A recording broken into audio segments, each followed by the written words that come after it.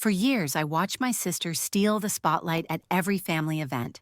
She took credit for everything I did, and I was left in the shadows, silent, invisible.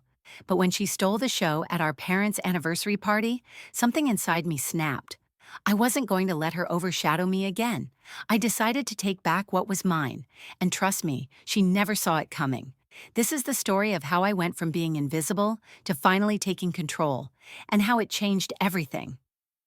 I'm Emma, the one who stays quiet, who keeps to the sidelines. I'm the one who helps, who supports, and who always gets overlooked. It's not that I mind being in the background. I've gotten used to it. But sometimes, just sometimes it hurts. Especially when it happens at the one event every year where it should have been about family, about all of us. This year was supposed to be different. It was our parents' 25th anniversary, a milestone, something worth celebrating. I had been planning it for months, every detail, every arrangement, every little thing that would make it special. I wanted them to feel loved, to feel appreciated, to see how much they meant to me and to our family. I wanted to make sure this was a night they'd never forget. But somehow, once again, my sister Natalie stole the spotlight. I knew it would happen. I had a feeling. Natalie always had this way of commanding attention without even trying. She was the one who could make a joke and have everyone laughing, the one who knew how to draw eyes and hearts with a smile. Our parents loved her for it. Our friends loved her for it. And somehow I always ended up just blending into the background. But this time I was determined to change that. The party started, and everything was going according to plan. The guests were mingling, the music was perfect, and our parents were beaming with joy as they greeted everyone. I had spent hours putting together a video montage of their life together, moments captured in time, showcasing the love they had built over 25 years. I was proud of it. It was my gift to them. And then, of course, Natalie stepped in. She arrived fashionably late, just in time to make an entrance. She was wearing that stunning red dress that everyone said made her look like a movie star. You could almost hear the collective sigh from the crowd as she made her way through the room, greeting people with that confident smile, as if she owned the place. I stood by the bar, watching as she effortlessly took the spotlight. It was always like this. She had a way of drawing people in, a magnetic energy that I could never quite replicate. As much as I hated to admit it, I felt a pang of jealousy. Not because I didn't love her, I did in my own way, but because once again I was invisible. And it wasn't just the guests who gravitated toward her, our parents did too. "Look at you, Natalie, you're stunning as always," Dad said, his eyes lighting up the moment she walked in. Mom added, "You've always known how to make an entrance." They both looked at her with that familiar gaze, the kind that always made me feel like I wasn't even in the room. I watched them dote on her, laugh at her jokes, hang on her every word. I had worked my tail off to make this night perfect for them, and yet all I could think was, why does she get all the attention? The real blow came when it was time to present the video I had worked on for weeks. I stood up with the remote, ready to press play, hoping this would be the moment I'd finally get recognized for all the effort I had put in. But as I stood there, Natalie, ever the life of the party, jumped in, grabbing the mic before I had a chance to speak. "I have a surprise for you guys," she said, her voice cutting through the room like a knife. "I wrote a song for Mom and Dad. It's my little tribute to your love." I felt my heart drop. Everyone turned to face her, their eyes wide with admiration. Mom's face lit up, and Dad looked at her with that proud, almost worshipful gaze. She had once again taken the moment that was supposed to be mine, the moment where I could show how much I cared, and instead it was swallowed whole by her need for the limelight. She grabbed the guitar from the corner of the room, and within minutes, she was strumming a melody, singing some heartfelt, impromptu song she had clearly just made up. People gathered around her, smiling, clapping, and singing along. And there I was, standing at the edge of the crowd, invisible. I had always let her have the spotlight. I had always stepped aside because, deep down, I believed that's just who she was meant to be. But tonight something inside me shifted. I wasn't going to sit back and let her steal another moment from me. Not when it was about my parents, not when it was my hard work that had made this night happen. I took a deep breath and made a decision. It was time to take back what was mine. I wasn't going to make a scene, but I wasn't going to be invisible anymore either. I had worked hard to make this night special, and now it was time for everyone, including my parents, to see me. I reached for the remote. It was my turn, and this time, Natalie wouldn't see it coming. I stood there for a moment, gripping the remote in my hand, watching as Natalie wrapped up her impromptu performance with a flourish. The room erupted in applause, and I could see how proud our parents were, their faces glowing with that unmistakable adoration. But for once, I didn't let the bitterness settle in. I didn't care about the applause. What mattered now was my moment. The moment I had worked so hard for, the moment where I could finally stand up and claim my place. As the room quieted down, I didn't hesitate. I pressed play. The soft, familiar music of the video montage began to fill the room, and slowly, the images of our parents started to appear on the screen. Their wedding day, their first house, family vacations, birthdays, and anniversaries. Each picture more beautiful than the last, capturing the essence of their love. For a brief second, I thought maybe this would be enough. Maybe this would be my chance to finally feel seen. But the truth hit me hard. I had been preparing for this moment, but the room felt different. It wasn't just the crowd. It was Natalie, standing on the edge of it all, arms crossed, watching with a look of disdain on her face. I could feel her eyes on me, judging me, probably thinking that my little video wasn't nearly as impressive as her spontaneous song. But I didn't let it affect me. This was my moment, not hers. And if she thought she could overshadow me again, she was in for a surprise. As the video played, I could hear the murmurs from the guests, the soft oohs and ahs of admiration as they recognized the effort I had put into creating something so personal for Mom and Dad. The images flickered across the screen, telling the story of our family. Our real story, not the one where Natalie was the star, but the one where we were all equal players, where every moment mattered. I watched as Mom's eyes softened and Dad wiped away a tear.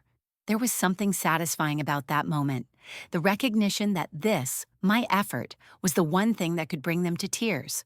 Not Natalie's performance, not her charm. This video, this labor of love, was the gift that had truly touched their hearts.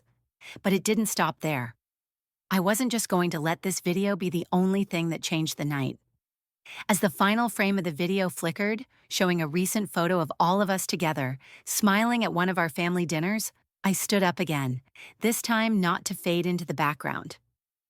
"Mom, Dad," I said, my voice steady but carrying across the room. "This night is about celebrating both of you, everything you've built together, and I wanted to show you how much you mean to me, not just in a video or in a song, but in a way that reflects what I've always wanted you to see. That your love, your journey together, is something that deserves to be shared in every way." I looked directly at Natalie as I said this, watching as her smug expression faltered just slightly, though she quickly regained her composure. I could feel the heat of her gaze, but I wasn't backing down. I was taking control of the narrative, and this time, there was no room for anyone else to steal it. "We've all done our part to contribute to this family, to make it what it is, but tonight, I want you to know that I've worked just as hard to make sure that this night is exactly what you deserve. A celebration of love, commitment, and the legacy you've built, not just with each other, but with us." There was a quiet pause after my words, the weight of what I'd said hanging in the air. For a brief moment, I could see the shift. People were no longer looking at me like I was the background character in this story. They were looking at me as someone who had made an impact, who had taken the time to think beyond herself and create something meaningful. I turned to Mom and Dad, my voice softer now. "I'm so proud of you both, and I love you." And that was when I finally saw it, the shift in their eyes. Mom reached over and touched my hand, her eyes filled with emotion. Dad nodded in approval. There it was, the moment where I felt truly seen. It wasn't about stealing the spotlight, it was about stepping into it confidently, without fear of being overshadowed. The rest of the night went by in a haze. People gathered around me, congratulating me for the video, for the effort, for the genuine love it represented. I could see Natalie standing off to the side, her eyes narrowing slightly, but she didn't make a move to take control.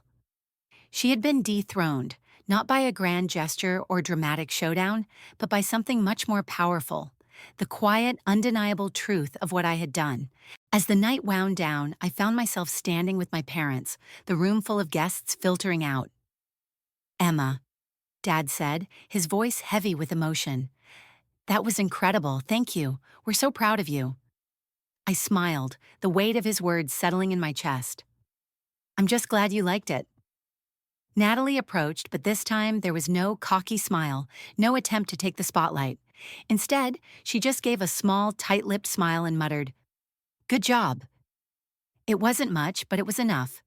She had finally recognized that I wasn't the invisible sister anymore. I had taken back what was mine, not through a confrontation, but through the power of my own actions. And in that moment, I knew this was only the beginning. The spotlight didn't belong to her anymore. It belonged to both of us, and I wasn't afraid to step into it. The next few days after the anniversary party were a blur. I felt like I was walking on air, but not in the way one might expect after a big victory. It wasn't about gloating or boasting about how I'd finally taken my place. No, it was the quiet realization that the world had shifted. My world had shifted. The feeling of being seen, of finally being recognized for the work and love I had poured into our family, was something I hadn't fully understood until it happened. But as the days went on, I realized something else. It wasn't just about the party. It was about a lifetime of being overlooked. And now that I had tasted what it felt like to have my moment, I wasn't going to let it slip away again. Natalie had been quieter than usual since the party. The usual spark in her eyes was dimmed, and I noticed she started distancing herself from the family events and gatherings we had traditionally shared. She wasn't in the spotlight anymore, and it seemed like that was the only thing that really mattered to her. It almost felt like a quiet surrender. At first, I thought it was just the natural fallout from the night. After all, no one likes to have their role questioned or their position threatened. But then, a few weeks later, I ran into her at a family gathering. We were at one of our cousins' birthdays, the type of event where everyone gathered together in the living room, the kids running around, and the adults sipping wine and reminiscing. Natalie was sitting off to the side, nursing a glass of champagne, her eyes watching the room but not really participating. She was used to being the life of the party, the one everyone gravitated toward, but now there was this noticeable distance between her and everyone else. I could tell she was uncomfortable. I almost felt bad for her. Almost. I took a deep breath, knowing this was the moment. I had been avoiding this conversation, but I couldn't avoid it any longer. If I wanted to really take back what was mine, I needed to stop being the passive one. I needed to confront this head on. I walked over to her, her gaze lifting from her glass as I approached. For a moment we just stared at each other, the weight of everything that had happened still lingering in the air between us. The years of her stealing the spotlight, the resentment I had quietly swallowed, and the change I had just started to embrace. "Hey," I said, breaking the silence. "Hey," she replied coolly, though there was a slight tension in her voice. I hesitated for a moment, unsure of how to start. "You doing okay?" I asked, more out of a genuine desire to understand than to pry. She sighed, a soft laugh escaping her lips. "It's just hard, you know. I've always been the one people look to, and suddenly I'm not. I guess I'm still getting used to it." I nodded slowly, processing her words. "It must be tough," I said, trying to sound empathetic. "But you know, there's room for both of us, Natalie. It's not all about one person. We both matter. I matter." She looked at me sharply, but there was something different in her expression. The defensiveness in her eyes was slowly giving way to something else. Understanding, maybe even a bit of respect. "You've always been the quiet one," she said softly. "And I didn't realize how much that bothered you until now. I thought you were just content to stay in the background. I never saw you fighting for your place. I guess I never saw you at all." Her words stung, but they also felt like a small victory. For once, she wasn't dismissing me. For once, she wasn't acting like I was invisible. She had acknowledged me, and for the first time, I felt seen by her too. "I never fought for my place because I thought it didn't matter," I replied, looking her in the eyes. "I was always there to support you, to help, to make everything look perfect. But the truth is, I deserve to have a voice too. I deserve to be recognized, not just for what I do, but for who I am. She took a long sip of her drink, her eyes softening as she considered my words. I'm sorry, Emma, she said quietly, and for the first time, I believed it. I didn't see it before. I didn't realize how much you were doing behind the scenes. I don't want an apology, I said, my voice steady. I just want you to understand that I'm here. I'm not in the background anymore, and I'm not going to fade away just because you want the spotlight. For a moment, the silence between us wasn't uncomfortable. It was just real. And then Natalie surprised me. You know, maybe it's not about stealing the spotlight, she said softly, her voice tinged with something I hadn't expected. Maybe it's about sharing it. Maybe we both deserve a piece. I smiled, a small but genuine smile. I think we could make that work. From that moment on, things between Natalie and I began to shift. It wasn't an overnight transformation, but there was a slow but steady change. She stopped seeing me as the one who had always been in her shadow, and I stopped seeing her as the one who had stolen everything from me. We learned to share the spotlight in our own way, on our own terms, and slowly, I realized that taking back what was mine wasn't about competition. It was about reclaiming my confidence, my voice, and my place in the world. And in the end, that was more powerful than any spotlight could ever be. As we walked out of the party together that night, side by side, I couldn't help but feel that things were finally the way they were supposed to be. Not just for me, but for both of us. We were no longer fighting for attention. We were both allowed to shine, and that made all the difference. Weeks passed, and the tension that had once hung thick between Natalie and me began to lift. Our interactions were no longer strained, no longer filled with that familiar undercurrent of competition.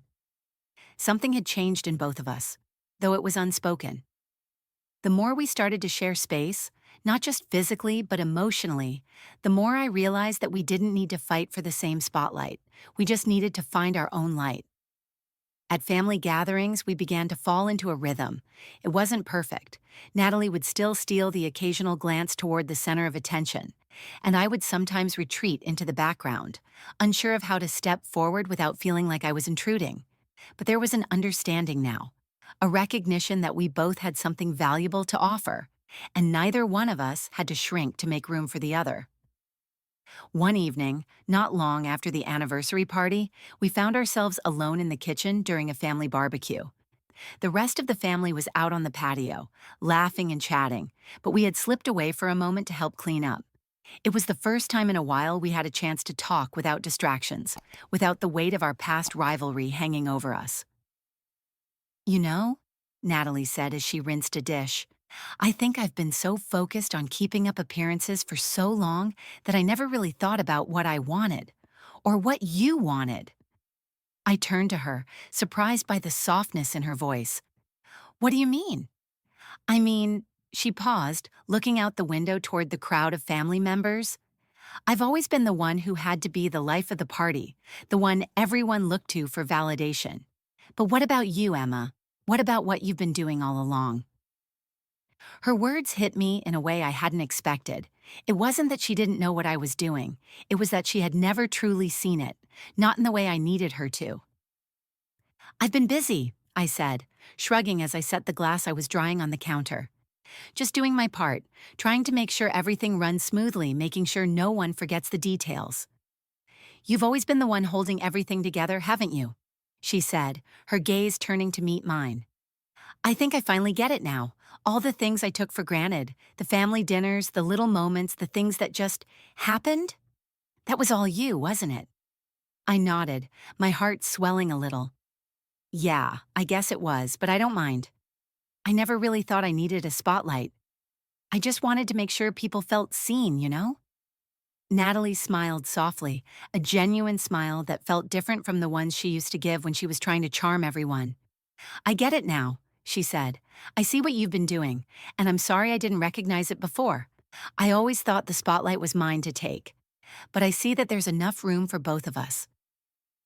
It was the first real apology she had given me, the first time she acknowledged not just what she had taken, but what she had overlooked. And for the first time, I felt like we were on equal ground. No more competition, no more being overshadowed. I think I said slowly, that we can both shine. It doesn't have to be just one of us. We don't have to fight for attention. We can just be who we are, and let that be enough. Natalie nodded, looking thoughtful. Yeah, I've been so obsessed with needing everyone's approval, needing to be the best, that I never really stopped to think about what I really wanted. But now I think I'm starting to figure that out. We stood there for a moment, the weight of our conversation settling in. It was as if a door had been opened, one we had both been hesitant to walk through. But now that we had, everything felt clearer. We were no longer defined by who could outshine the other. Instead, we were learning to share the space, our roles, our lives, our light, without feeling like there was only room for one. Later that night, as the barbecue wound down and the last guests left, Natalie and I lingered in the kitchen, helping Mom pack away the leftovers. She handed me a container with a smile, and I knew things had shifted permanently. No more games, no more resentment. You know, I'm really proud of you, she said quietly as we cleaned up. And I'm proud of us. I smiled back, feeling a weight lift off my shoulders. Me too, and I'm proud of us too. We've got this. Together. For the first time in years, there was no competition between us. No need to vie for recognition. No shadows cast over the other. We were finally both standing in the light side by side, and it felt like everything was exactly where it was supposed to be. As I glanced at Natalie, I realized something. This wasn't just a victory for me. It was a victory for both of us. We had learned to see each other, to value each other, and most importantly, to create a new way forward. A way where both of us could shine without feeling diminished by the other. It was a new chapter in our relationship, one built on understanding, respect, and for the first time, a true partnership. We were no longer just sisters trying to one-up each other. We were a team learning to support each other, and in that support, we would both thrive. The months that followed were transformative in ways I hadn't anticipated. What began as a simple shift in our dynamic during that anniversary party evolved into something much deeper. Natalie and I weren't just coexisting anymore. We were actively building something together. The competitive edge that had once defined our relationship slowly melted away, replaced by a mutual respect that neither of us had fully recognized before. We started working on projects together, both in and outside of family events. At first, it was small things, helping organize holidays, planning family vacations, but soon it became something more significant. For the first time, we were collaborating rather than competing for attention or approval. One of the most significant changes came when our parents decided to take a step back from managing the family business. It was something they'd been talking about for months, passing the reins over to us, the next generation. At first, the idea was daunting. How could we, the same two sisters who had once fought for every ounce of recognition, suddenly work together as equals? But this time, it felt different. This wasn't about one of us taking control or outshining the other. This time, it was about working together, complementing each other's strengths. We divided responsibilities based on what each of us was good at. Natalie, with her outgoing nature and flair for networking, handled the public relations and client outreach. I took on the operational side, managing the day-to-day, the financials, and the logistics. It was a perfect balance. The first few weeks were tough as we navigated our new roles and figured out how to communicate effectively without stepping on each other's toes. But with each challenge we overcame, we grew closer. Our family saw the change too. The tension that had once been so palpable in the room was gone. Our parents couldn't stop talking about how proud they were of us, not just for the business, but for how far we had come as sisters. One evening, as we sat in the office, wrapping up some paperwork, Natalie looked at me across the table, her expression thoughtful.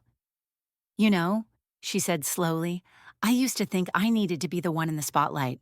I thought that was the only way to feel important." I raised an eyebrow, setting down my pen. "And?"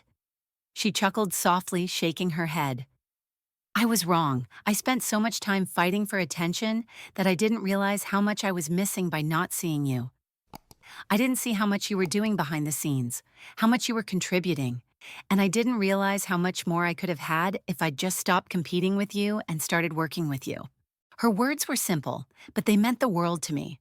I had spent years in the background, allowing her to take the limelight, thinking it was just easier that way. But now, here we were, both in the spotlight, but together. And it felt more fulfilling than anything I had ever imagined. I think we've built something special, I said quietly, my voice steady but filled with emotion. We've created something that's ours, and we've done it together. Natalie nodded, a smile tugging at the corners of her lips. I'm glad it's us doing it, Emma. I never thought I'd say this, but I can't imagine doing this with anyone else. It was then that I realized how far we had come, not just in terms of the business, but in terms of our relationship. The years of rivalry, the quiet resentment, the constant struggle for validation. It was all in the past. We had both grown, and now we were standing side by side, not as competitors, but as partners. The family business thrived under our leadership. It wasn't just about profits or success, it was about the way we worked together, the way we respected each other's strengths, and the way we supported each other through challenges. The company became a reflection of us, a blend of our unique talents, our shared vision, and our newfound bond. One day, as I sat in the office reviewing some documents, I looked up to see Natalie standing in the doorway, holding a cup of coffee in her hand. She was smiling, a genuine, relaxed smile that wasn't forced or performing for anyone's approval. It was just her. You know, she said, leaning against the door frame, this is exactly how I always imagined it should be. Us, working together. No more fighting, no more drama, just us. I couldn't help but smile back. Yeah, it's nice, isn't it? For the first time in my life, I felt truly content. It wasn't about taking the spotlight or being noticed. It was about knowing that I had found my place, not only in the family business, but in the heart of my sister. And in return, Natalie had found her own way to shine, not by overshadowing me, but by embracing what we both brought to the table. That evening, as we wrapped up our workday and prepared to head home, I felt a sense of peace wash over me. I had finally taken back what was mine, not just in the business, but in my relationship with Natalie. We had both stepped out of the shadows and into the light, not in competition with each other, but together, as equals. It wasn't the spotlight that mattered anymore. It was the fact that we had finally found our way forward, not as sisters fighting for recognition, but as partners building something that was uniquely ours. And that, I realized, was the most powerful thing of all. As the months passed, the bond between Natalie and I only grew stronger. The old tension that had once defined our relationship was a distant memory. We had found a new rhythm, one that was built on trust, mutual respect, and a shared vision. The business was flourishing, and more importantly, so was our relationship as sisters. It wasn't always easy. There were moments when old habits resurfaced, moments where we both had to remind ourselves that we had outgrown the need to compete. There were even times when we disagreed on things, when our different approaches clashed, but instead of retreating into the old dynamics of silence and resentment, we learned to communicate openly, to listen without judgment, and to compromise when necessary. One of the things I loved most was how our roles within the business had naturally evolved. We each found our space.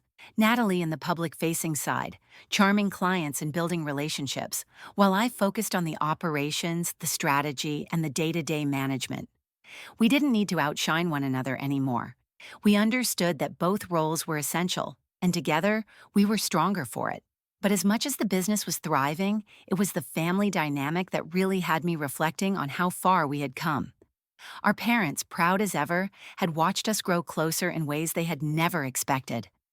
I could see it in their eyes at every family gathering, the subtle acknowledgement that we had finally figured it out, that we had found a way to be there for each other in a way that neither of us had before. And then came the moment that really sealed everything for me, when Natalie and I were invited to speak at a charity event in our community. The event was a celebration of family businesses and their contributions to the local economy, and we had been asked to share our story. I was nervous, to be honest. Speaking in front of an audience was always something I avoided, and having to talk about our personal journey made me anxious. But it wasn't about the spotlight anymore. It was about sharing our story, not just for us, but for everyone who might have been going through something similar. The event was held in a large ballroom, and as we stood behind the podium, I could feel the weight of the moment. People were looking at us, waiting to hear our story. It wasn't just about the business. It was about how we had come from a place of rivalry, jealousy, and miscommunication to a place of understanding, teamwork, and respect. It was about showing that it wasn't the spotlight that mattered. It was the people you chose to stand next to, the people who would lift you up rather than compete with you. Natalie spoke first, her voice steady as she shared the journey she had taken, the lessons she had learned. She talked about how she had always assumed that being the center of attention was the key to success, but how, through our reconciliation, she had discovered that true success came from collaboration, not competition. When it was my turn, I felt a rush of emotion. I think for so long, I began, my voice a little shaky. I let myself disappear. I let myself fade into the background because I thought that's where I belonged. But the truth is, I didn't just want to be invisible. I wanted to be seen. Not for the attention, but for the value I brought, for the work I did. I wanted to be acknowledged for who I was and what I could offer, just as much as anyone else. And when I stopped competing with my sister, when I stopped thinking that there was only room for one of us in the spotlight, that's when everything changed. There was a pause, and I could see the audience nodding, some even smiling. It wasn't just my words. They could see it. They could feel the transformation that had taken place. Now, Natalie and I are not just sisters. I continued. We're partners. We've learned to lift each other up, to complement one another, and to work together, not against each other. We've learned that the most powerful thing we can do is share our success, not fight over it. And that's what I want everyone to understand, that the true value of family is not in who takes the credit, but in who stands beside you, sharing the journey with you. As I finished speaking, I glanced at Natalie. Her smile was warm, and for the first time, it didn't feel like we were in competition for anything. We were in this together, and that was enough. The applause that followed was louder than I had expected. But more than the applause, I felt a deep sense of peace wash over me. I had taken back what was mine, not just my place in the business, but my place in my own life. I had learned to stop fighting for the spotlight and to start embracing the strength that came from standing side by side with the people I loved. When we walked off the stage, our parents were waiting for us, their faces beaming with pride. They didn't say much, but they didn't need to. Their pride was in the way they looked at us, at how far we had come, how much we had grown, and how much we had accomplished together. It wasn't just a victory for me or for Natalie. It was a victory for us all. We had built something that was strong, something that would last, a family, a business, and a legacy, not of rivalry, but of love, respect, and mutual support. And for the first time in my life, I felt truly seen. Not for the things I did or the spotlight I tried to claim, but for who I was and for the sister I had learned to embrace, not as my competition, but as my equal. This was just the beginning. The future was ours to build, together.